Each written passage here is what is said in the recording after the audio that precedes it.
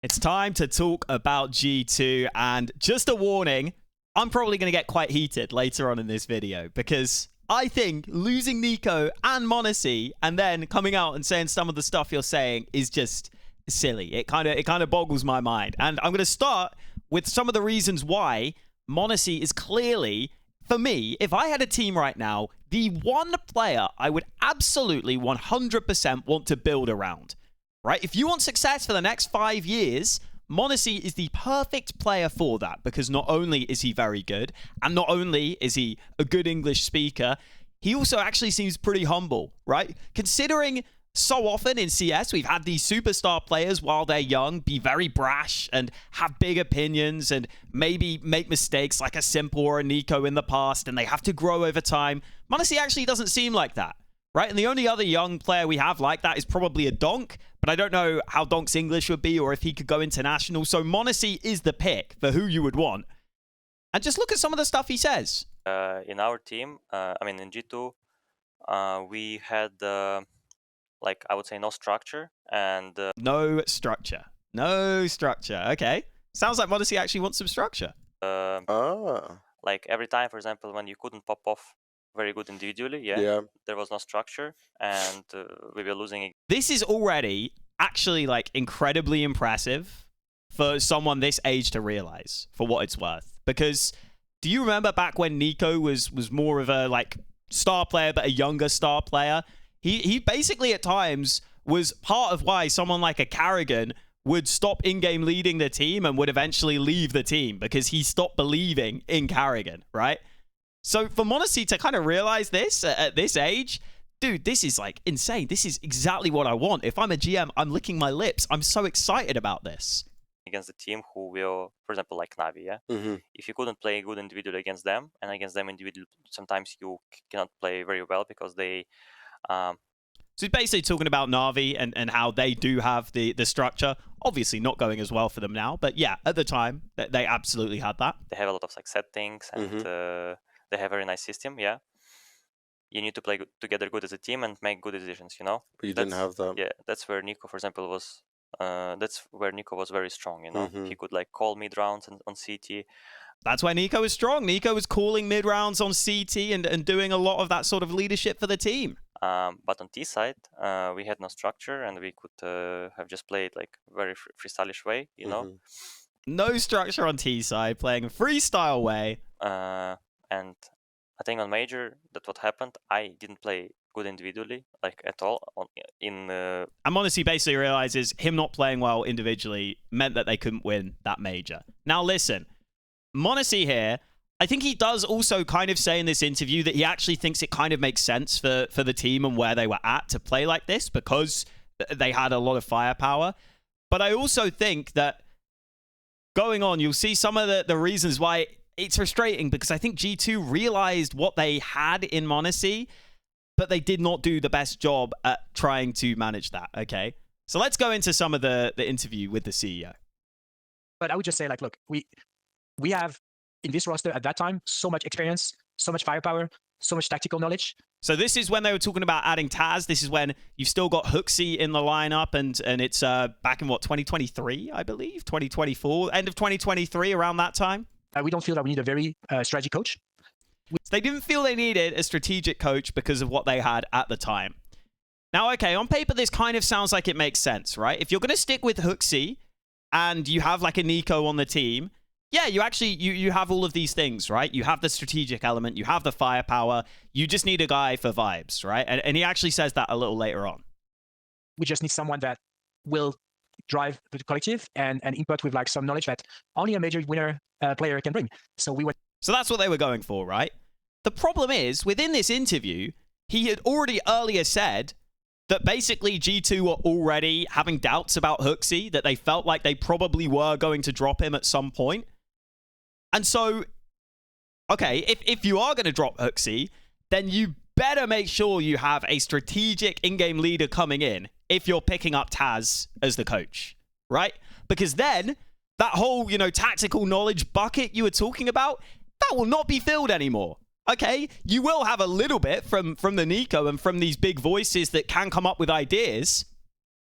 But you better have a good tactical and structural in-game leader to pair with Taz, because otherwise, probably won't work, will it? And unfortunately, that's what happens here. We get the snacks pickup, right? So yes, you can say at this time we had all these things filled, but obviously you have to have the bigger picture in mind, right?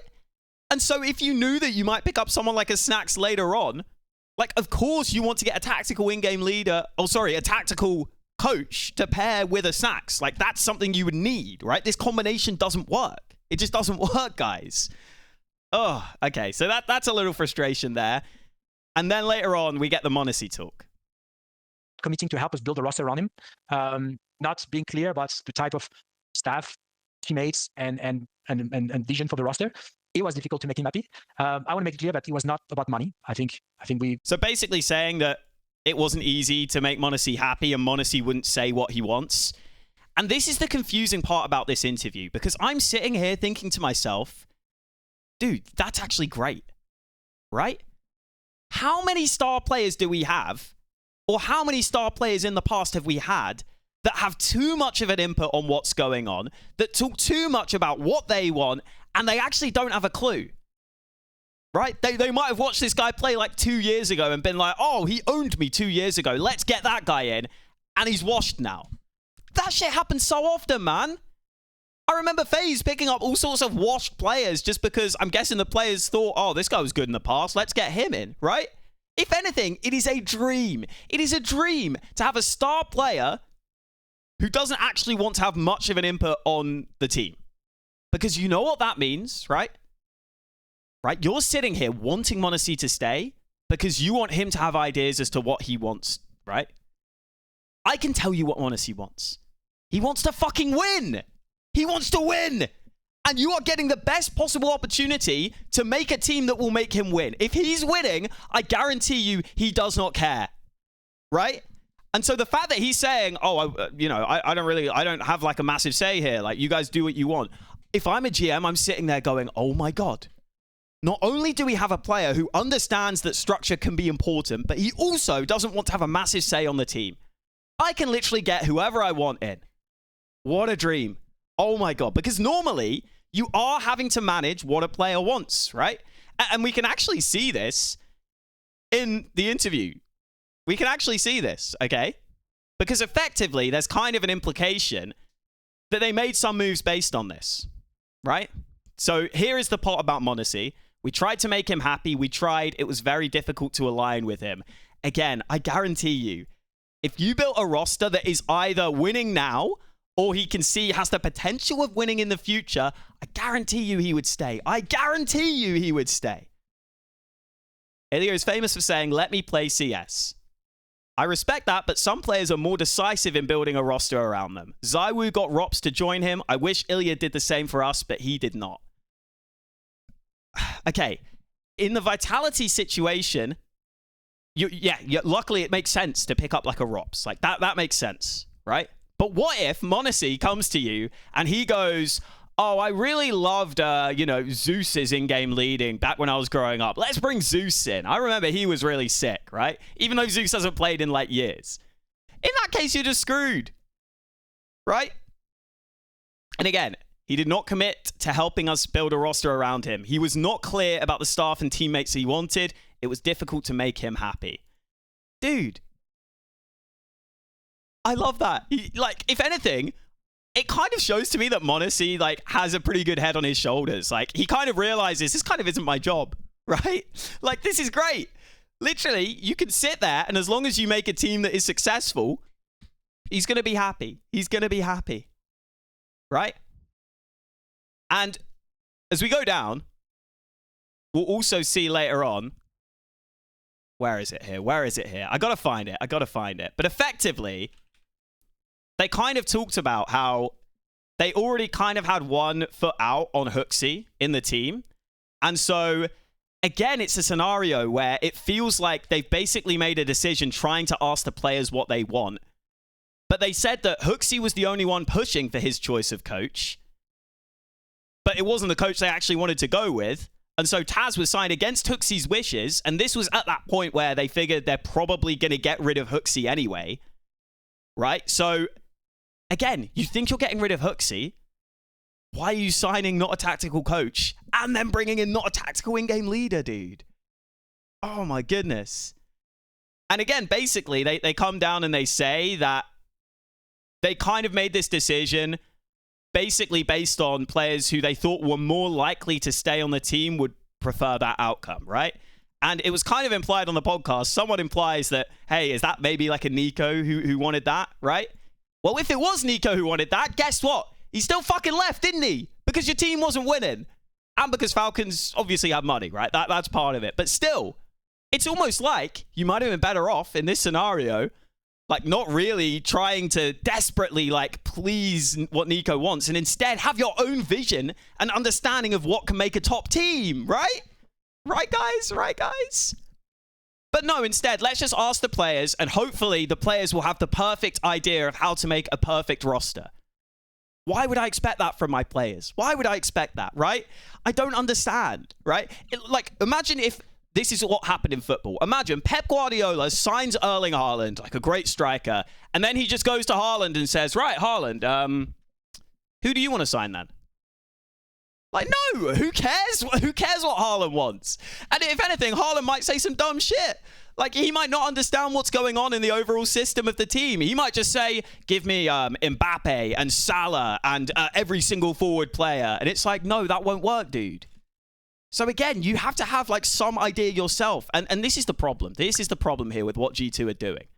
They are basically assuming that as long as they desperately give the star player everything that he wants, that he will stay, right? And in theory, at first, like you're like, yeah, okay, maybe that would make sense. The problem is, what if the star player gets what he wants, realizes it's not working, and then just goes, this team actually isn't winning. I'm out. Oh. Looks like we messed up. You have to have some ideas as to what you want to do, right? And again, that just the tone of how he talks about Monesy and being like, oh, I wish that Monesy pushed for players like Zywoo and Apex did. What? Okay.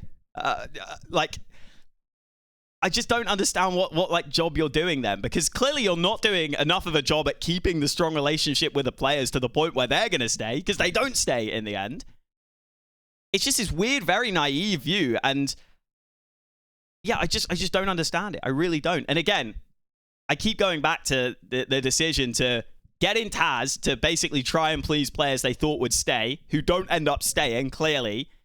And then I think by that point, you know, it was probably a scenario where Snacks comes in partly because of Taz, again, partly because maybe some of the players, like a Nico, want someone like a Snacks. And then guess what? It doesn't work and they leave, right? So this is what I'd say to G2, and I think you messed up. I'm sorry you did. This is what I'd say to you, right? In the future, if you have a player like Monesy, which by the way you won't, because they talked about also the fact that they want to like regenerate and get new younger players in. Unfortunately now, like you don't have someone of the talent level of a Monesy because they're so rare. So if anything, you might have to just accept being like a playoff level team. Like you can make a quarterfinal, but you probably won't win. Right? And that's fine. That's all good if that's what you want to be. You know, Mouse have been doing that for a while. Mouse are actually doing even better now, but that's sort of the level Mouse have been for like a long time, right? Just like in and about, but not quite there. And that's cool for Mouse, right? Is that where G2 should be? No. And I'm sorry, but Monesy basically gave you the green light to say, I don't really want to have much of a say. And at that point, it is up to you to make him believe in the team. That is the main takeaway here. Instead of you desperately wanting to do whatever Monesy wants to get him to stay, why don't you have some leadership and show Monesy this is a team that's moving in the right direction. You should stay because of this reason, but no. And also, by the way, you could have showed that to Nico. Instead of just placating what he wants over and over again and desperately doing whatever to try and get him to stay just a little longer. Maybe if the team was just like, you know, more dominant in the first place, Nico might stay. So I hope that that's the lesson G2 learn. I think they may have learned it too late. But again, if you're Monesy, like, you keep saying, I just want you guys to, like, have the main say. I want you guys to run the team. And you just see the team getting worse and worse and worse. Why would you stay? Right? And I don't know why G2 would be salty about this. Anyway, that's enough of my anger. Thank you guys for watching. I had to get this out. And I'll catch you next time. Bloody hell.